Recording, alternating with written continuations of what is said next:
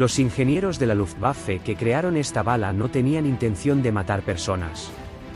En sus planos, era simplemente una herramienta óptica, un asistente inofensivo que debía impactar contra el suelo y dejar una nube blanca de humo, para que el piloto pudiera corregir la puntería. Pero a la guerra no le importaban los planes de los ingenieros. Los soldados en el frente pronto comprendieron que lo que hacía una hermosa nube en la tierra causaba cosas terribles dentro del cuerpo humano. Tomaron una herramienta de aviación y la convirtieron en una pesadilla para la infantería, una bala que explotaba dentro de la víctima, transformando un solo impacto en una muerte segura y dolorosa. Para 1944, ambos bandos del frente oriental disparaban estas balas entre sí. Y ambos conocían la regla no escrita: un francotirador capturado con estas municiones en su mochila no podía esperar ser hecho prisionero, era ejecutado en el acto por sadismo.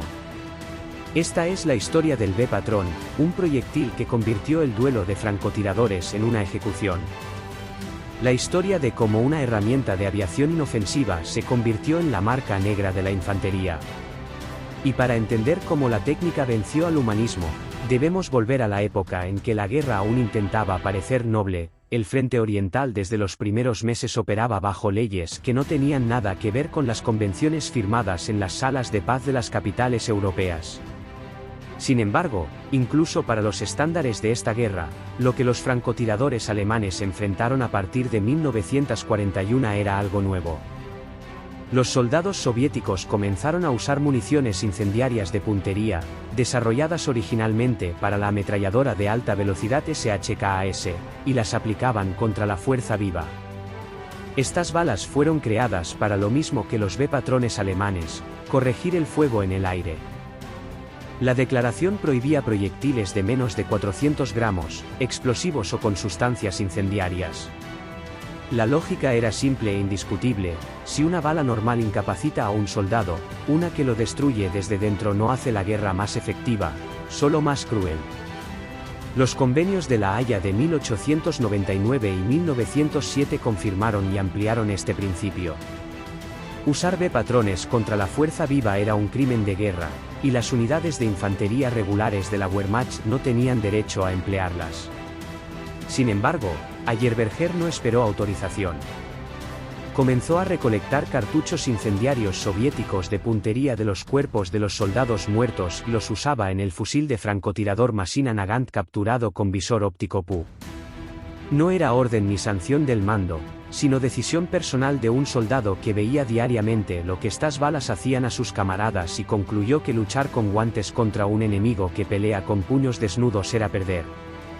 Guardaba estos cartuchos para casos excepcionales, conscientes del riesgo si lo capturaban con ellos.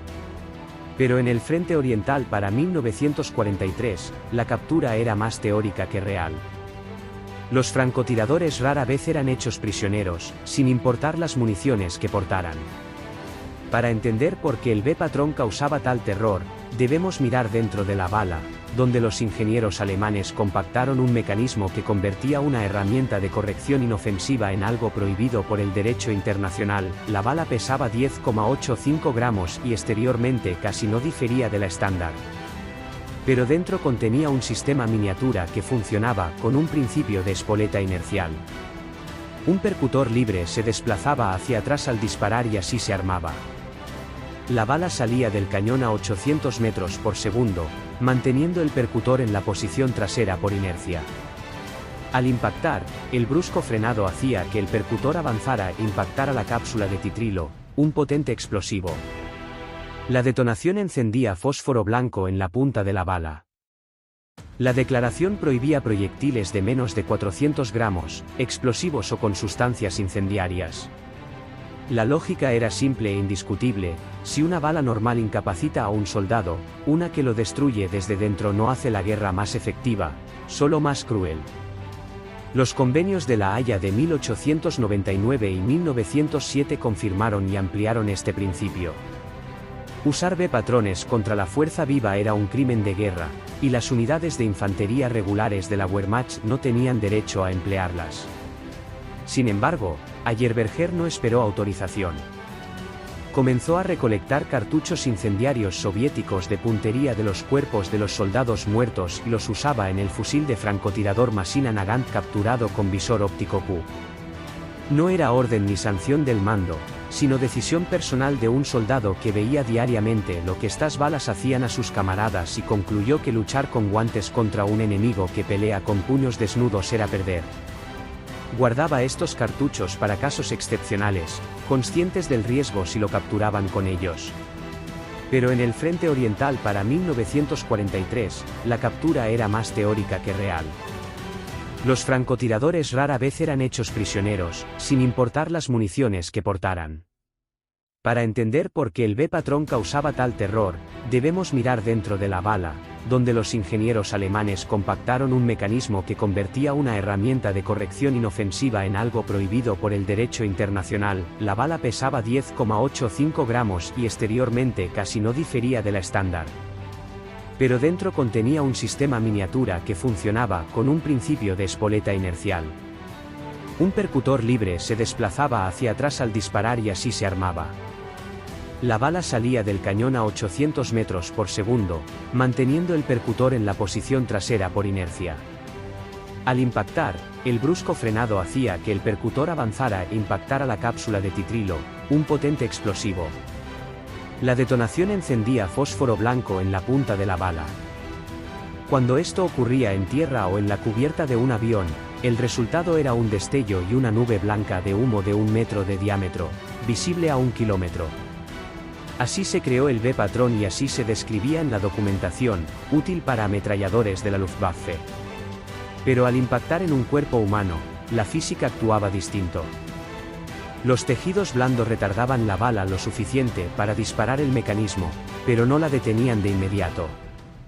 La detonación ocurría a 100 a 130 milímetros de profundidad.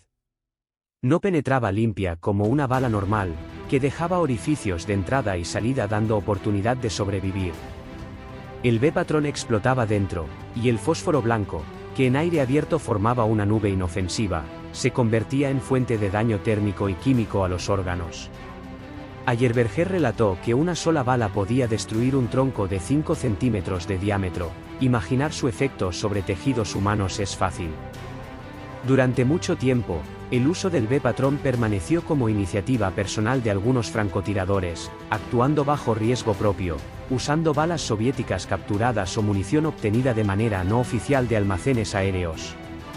Pero en marzo de 1944, según documento del Estado Mayor citado por el historiador Peter Sennichen de Hermann Sniper 1914-1945, la situación cambió. Se firmó un memorando autorizando la entrega oficial del B-patrón a los francotiradores de la Wehrmacht. Este documento no solo permitía el uso, sino que establecía restricciones claras sobre cómo debía emplearse. El cartucho fue autorizado exclusivamente para el frente oriental. Si una división recibía la orden de trasladarse al oeste, el francotirador estaba obligado a entregar todos los B-patrón que tuviera.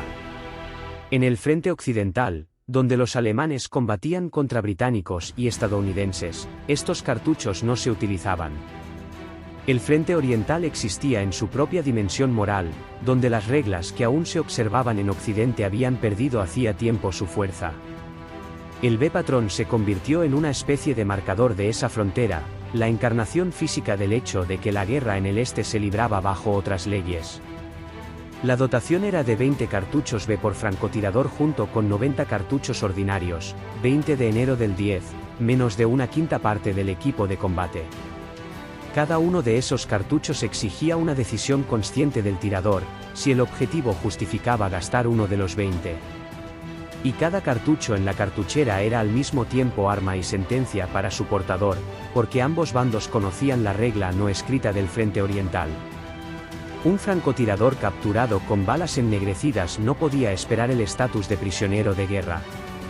Aunque, en realidad, a los francotiradores casi nunca se les hacía prisioneros en el este, independientemente de la munición que llevaran. Noche del 25 al 26 de marzo de 1944. Posiciones de una división alemana que mantenía la defensa tras una semana de relativa calma. Grupos de asalto soviéticos irrumpieron en las trincheras, y en el caos del combate cercano, Ayerberger observó a través de la óptica lo que buscaba, una gorra blanca que se movía sobre el parapeto en la unión de las trincheras. Un oficial coordinando el ataque, el sargento observador confirmó el objetivo y siguió su movimiento. Corre a la derecha, ves parte de su gorra sobre el borde.